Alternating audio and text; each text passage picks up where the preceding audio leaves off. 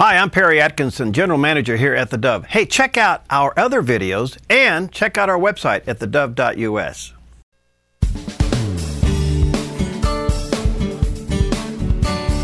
Welcome back, and coming up in just a few moments, we're going to have Eric Schiffer with us. He's Chairman and CEO of Patriarch Equity and Digital Marketing.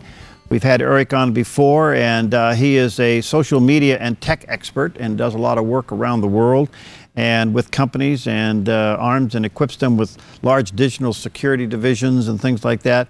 But he also very much involved in some of the key issues that we're looking at today and how all of this ties together. And he wants to talk about the 7th century Islamic monster use 21st century social media. How's that for a long title? We'll talk to him about that, and in particular, what is ISIS's social media strategy? As you know, we have seen in recent days how some of these terrorist groups are using social media to get their message out and to demonstrate their horrific events. As we know that the beheading of the American journalist and how that was put on social media and then quickly was taken down. So anyway, we'll talk to Eric about that and helping us to understand that a little bit better. But Eric does a wonderful job in this whole social media world, and we're going to talk to him about how this is being used. By the way, his website, if you want to check it out, is digitalmarketing.com, digitalmarketing.com, and it is an incredible resource when it comes to these kinds of activities. There he is. Hi, Eric. How you doing, my friend? Good to see you back. Good morning. Good morning, my friend. How are you? Good. Nice to see you back. Well, I think we're all kind of shocked to a certain point that the terrorists, which seems to be somewhat antiquated in the way they fight wars, on the other hand, they're very up to date on the digital scene and how they propagate it. Can you get us up to speed on this? Well, this is one of the most advanced, most technically strong terrorist organization that we've ever faced, and they're smart in ways that many social media experts in this country have yet to even evolve to. And what I mean by that is that they're using technology and they're using social media to precision target people that are disaffected, people that have lost their belief in themselves, they've lost the belief in their country, and they're looking for a bigger cause, not unlike a Luke Skywalker did before he went off and fought the Empire. And so they can find them by clues, and there are a lot of technical clues that they can find them. And they use Twitter, they use Facebook to target these individuals. And many of the times that these messages that are being sent, they're being sent for bifurcated reasons. One is to scare, but the other is a very precision-based recruitment tool, and it's working. And we see there's hundreds of Americans now that have joined them. In fact, we've killed several in battle. And we expect that there will likely be many more that they will recruit. This is a well-financed, very smart organization taking in revenue of some $2 million a day. All right. I want to talk about the recruitment aspect just for a moment, because we're not only happening in the United States, we're seeing it in Europe. They're actually pulling people out of this country with American passports and visas, taking them over, training them, and then they're able to walk right back into the country. Does our State Department get this? I believe our State Department is well aware of all of this. The challenge is that, you know, we're fighting this larger immigration battle, and depending on the side that you may be on, the positions have been maximalist. And so there isn't a middle ground to, at minimum, secure our border. And we really must secure the border, because this organization, ISIS in particular, I mean, apparently they're in contacts with the Mexican mafia and the Mexican gangs. Well, these are equally smart, intelligent, very sophisticated groups of individuals. And so they can they can assist them in getting across the border. But then you're right. There's also the more overt way through, these visa waivers through people that already have approval in Europe to be able to fly over, which means we literally need to go through and track all those visa waivers that have been issued over the last 5 to 7 years to ensure there isn't a nexus. Wow. Recently, with the beheading of the American journalist, it went viral on YouTube there for a while. And are we actually aiding and abetting this by allowing it to happen? I mean, how do we police this? This is incredible. Well, there's two issues. One is, how do we deal with it with our kids? Right. Two, should we even cover it on the media side? Three, should our social media platforms even be allowed to show them? And with your children, I think it's the best is to keep it away from the kids, especially if they're under 8, 9 years old. They don't need to hear about this stuff. For people that on the media side, the media has an obligation to cover it. I mean, and they will continue to cover it. And unfortunately, because of ratings, they tend to cover it more because there's a conflict or there's violence. With respect to social media, Twitter is absolutely against these kind of violent images, and so is Facebook. So you can do your part at home. If you see ISIS spreading these things, report it to Twitter, report it to Facebook, wipe it out. Do we have the support of the company in doing that? Yes, yeah, they absolutely are actively taking these types of messages down. They just need to be aware of them. They don't have the technical tools to be able to sort through videos or sort through links. So the people that are using Twitter and that are using Facebook can be a big help in making sure that goes away. All right, we've had various stories, and I'm sure you're well involved with this, Eric, and that is how safe are we on some of these social media sites? It seems like once we're there, we're now vulnerable for all kinds of stuff. Can you help us with that? Well, on the platforms themselves, you're not vulnerable. Where you're vulnerable is when you click on a link. And so you have to be careful about the links that you're clicking on because some of the links can download information that can be less than positive. So typically Twitter and Facebook check those links, but sometimes those links get switched. And so I would say in 95 to 98% of the cases, you're fine. But if it takes you to a site that you're not familiar with, that looks sketchy, close the browser page or tab. Make sure you get out of it quickly. And always, on a weekly basis, you should be running antivirus software as it is to ensure that you haven't been affected. I can tell you that, the one thing in addition with ISIS is they're actively engaging in these kind of intrusive devices to get on people's systems, both robotic, artificial intelligence driven, and then viral. And so, again, if you're at a site that looks strange, where the messages may seem off or may seem extremist, shut down the tab. Wow. How do we fight this evil on social media? What's your recommendation?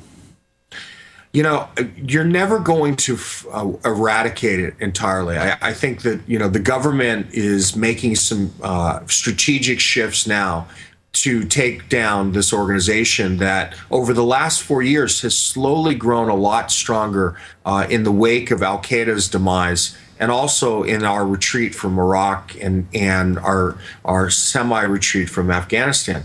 And what's happening in Syria is only helping this organization grow stronger because we're at odds with Assad, and Assad in many ways is fighting against this organization. For those that don't know, they want what is a Muslim holy war.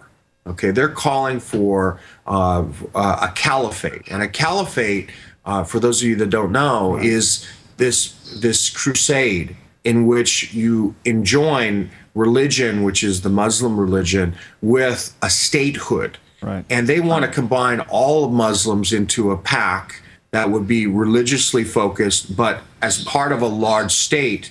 And that means the enemy are Christians, are Catholics, are Americans, are Shias that don't believe in the type of Muslim sect that the Sunnis are, and anyone else that may be in their way. And i.e. the annihilation of Israel, because it's in their way. Well, Israel is absolutely in their way. Israel represents the Jews, it represents Christians, and it represents the evil, which is the United States. So they're not compromising. Okay. And look, this is not the first time we've seen religious wars. I mean, many great religions have been founded this way.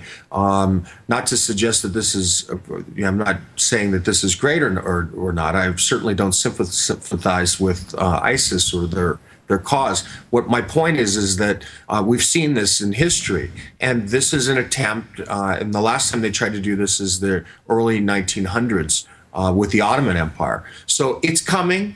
We can stop it. We need to be aware of when we see messages coming into us on social media and report them, and ensure that we're aware of our surroundings, because we're dealing with a much smarter, more well-financed foe, an enemy, than Al-Qaeda ever could be. You know, it seems, Eric, that the faith community's just not quite there yet, or they're trapped in their emotions on how do you pray for an enemy that wants to kill you. we may be stuck with what the scripture says versus what the enemy's really doing. This is a tough one for anyone that is a devout person of faith, no question. This is an enemy, unfortunately, that doesn't give us much biblical wiggle room. It's just the case. And so I think more answers will come to us. Prayer is needed in this country and for our troops, and so we can continue to focus there.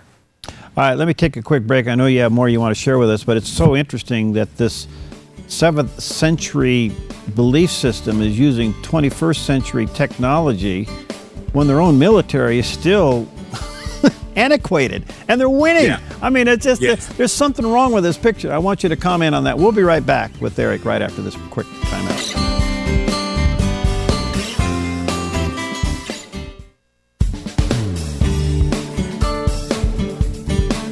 Okay, we're back, and our special guest today is Eric Schiffer. We delight to have him back, and he's chairman and CEO of Patriarch Equity and Digital Marketing. And by the way, his website, which is a great resource, is digitalmarketing.com. He works with companies and corporations all over the place, and perhaps he would be a great resource for you as well. And Eric, tell us, what is it you do with digital marketing? Because you're very active in the social media world, and you help companies kind of get on track. Well, one of the biggest things that we do is we help people that have been hacked, and more often than not, their reputations have been hacked. So we're talking about businesses and individuals. And we have a company called reputationmanagementconsultants.com. reputationmanagementconsultants.com. And so we help businesses that have been maligned, where angry customers may have written some bad things, where they may have had a lawsuit that appears on the first page of Google, where there may have been an old arrest record, where some divorce proceeding may have interfered with them, and thus it's hurting their business. And we work to make sure that goes away, and that we present the current state of affairs for a specific individual so that they can present a better picture to the public. And, and look, in today, everyone Googles you, so it can affect your ability to date, it can affect your ability to make an income. Yeah, and also you have to do is have a false report, and you're upside down for a while. And a third to 50% of the time, it can be false, or it can be someone who's just not necessarily your friend that's writing something inappropriate. So it's good to have your reputation looked at, number one, monitored, so we monitor it, make sure that it's protected, and then also when you have a problem, we clear it. All right, back to terrorist organizations that are using social media to propagate, and I guess it's propagate, recruitment, and intimidation. It's got kind of the three categories why they're using it the way they are. Yeah, absolutely. I would say recruitment and intimidation are the large two, and it's working. They're benefiting themselves significantly. They're actually hijacking traffic, and what I mean by that is there was a tweet trend that was going out, where the hashtag was something along the lines of seismic San Francisco, and were people that wanted to check on the earthquake, and they would click on it, and it was all ISIS propaganda. Wow. So they're finding ways to get your attention. They understand how to manipulate these technologies. They've invested in artificial intelligence to make it happen, and no one can necessarily stop them immediately until you become aware of it, and then you take action. And people are taking action. They're alerting it to Twitter, but then they're moving on to their next tact. Smart organization and with deep pockets. That's the concerning piece. It's not just that they understand the technology. They have a lot of money, and money buys you access. It buys you consulting. It can buy you a lot of very, very smart technical people. And they're getting their money by taking over these cities and basically confiscating banks, right? They're taking over cities, confiscating banks, confiscating oil, taking our resources that we left in the form of equipment, and guns and weaponry and vehicles during the Iraqi war, doing a lot of hijacking of individuals, including kidnapping with ransoms that raise into the $6 to $10 million range. They are a smart group of extortionists, killers, and they need to be stopped. Now, are you saying that with this money that they're actually buying technology back into maybe even the United States or other countries that would be normally against what they do, but they're using their resources to buy information or know-how from companies? Well, there's no question that they're buying technology resources, because they're using robots on Twitter to ensure that they get these trend hits to happen. They're using artificial intelligence in its rudimentary, in a basic form, to propagate these things.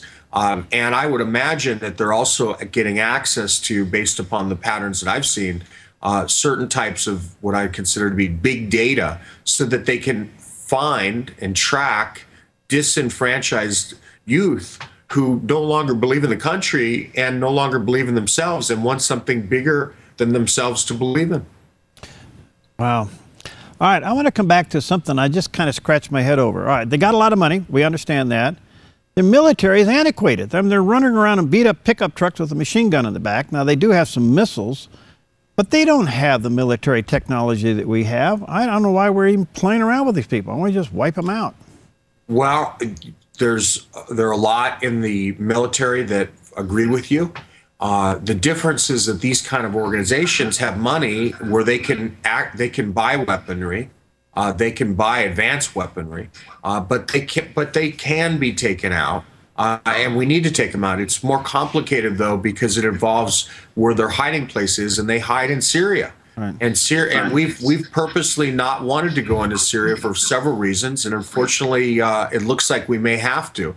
There's been some reconnaissance flights over Syria over the last week or 10 days that President Obama has approved, and I would imagine that our next move will likely be some special forces into Syria to begin to take out some of these guys. It's been said they're in the United States. There's cells all around. There is some kind of a game plan being done right under our nose. Do you believe that? Unfortunately, I believe that they have cells in the United States, yes. It wouldn't surprise me if they also had been planning some things in the United States. And look, this goes for why we need the technical monitoring that the NSA has been doing. I mean, now we see the flip side of that whole argument about how far can we go. Thankfully, we do have the capability to be able to be aware of some of these things, but they're also smart. They know we have that technology, so they play. I'm sure that they're playing around that as best they can. But unfortunately, yes, I do believe there are people here. All right, so our border to the south is extremely porous at the moment. We know that there's more than just Mexicans coming across the border. There's probably terrorists. We know there's Chinese. We know there's others that are coming across the border. We know that our intelligence community inside the United States has said, well, it looks like they may be looking at an attack in Chicago. The other day I read it could be Las Vegas. Why are we even playing around with this stuff? Why aren't we on high alert? Well, I think we're on a greater alert. There certainly were messages that went out through Homeland Security to everyone. And certainly you saw the UK this morning is at its highest alert. I would imagine that they're considering it at the White House, depending upon the latest set of intelligence. And I would imagine that you're also going to see an escalation of this war against them. It's a tricky one for President Obama to balance, because here's someone who came in under the mantle of a Nobel Peace winning acceptance that first early part of his reign, and he was supposed to de-escalate wars. And so he's got a tricky balance here. And also the fact that ISIS over the last four years has grown during this period. So I do think they will take some action. I think if you're going to be in very populated areas, be careful. Certainly consider other potential locations until we have more data. Do you see a inside civil war going on within the Islamic faith, or those who are controlling the extreme arm of the faith? Because it's kind of like, who really wants to be in charge? The Osama are gone, Bin Laden's are gone, stuff like that. But on the other hand, I read the other day where there's a real civil war going on. Who's going to end up being the top cop? There is. Well, you have the Sunni faction, okay, on the one side, and that's Saudi Arabia and some of the other Sunni countries. And then you have the extreme version of the Sunnis, which is ISIS.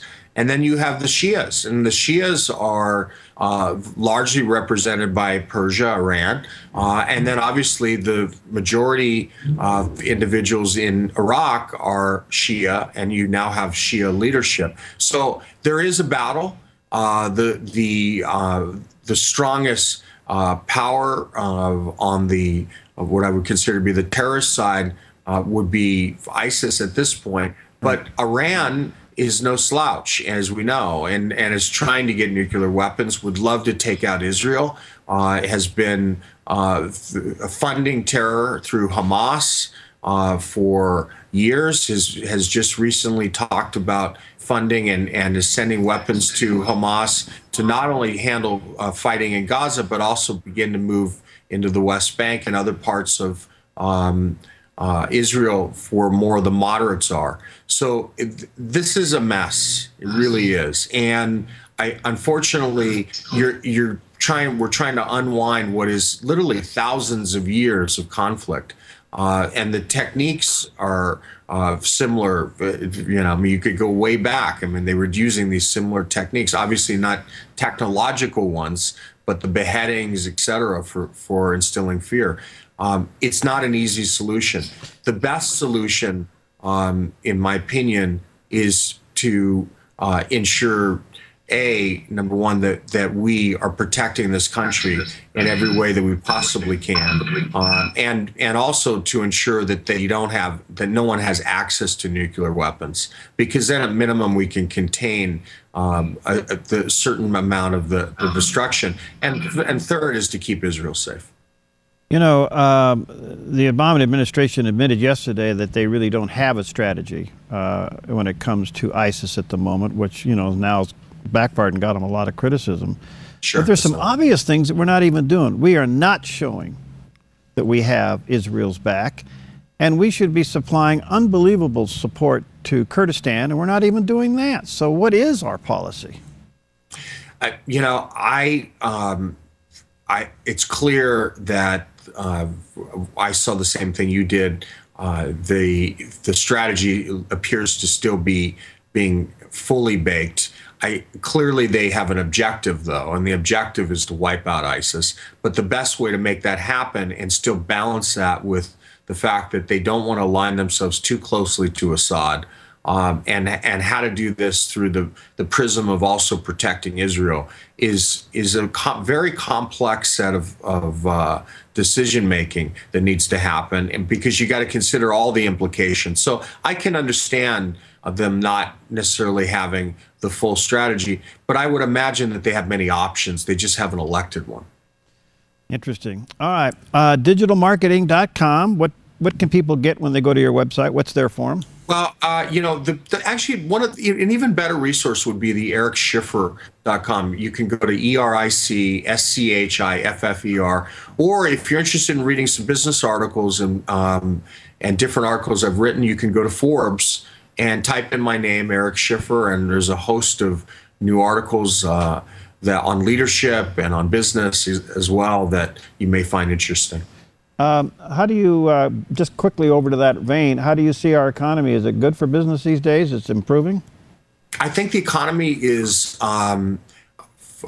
improving. I think it's definitely much stronger than it was when we first were coming out of that recession. There still are a lot of people that need jobs, and they're not getting them. What concerns me, though, is the printing of money, and I would like to see it stop. But I also understand the Fed's concern, which is that when you start raising rates, you begin to send another message, and it will change the stock market. It will change the asset class appreciation, and that's a concern too. But I think overall, we've got another what looks to be a year or two before we might have a cyclical recession.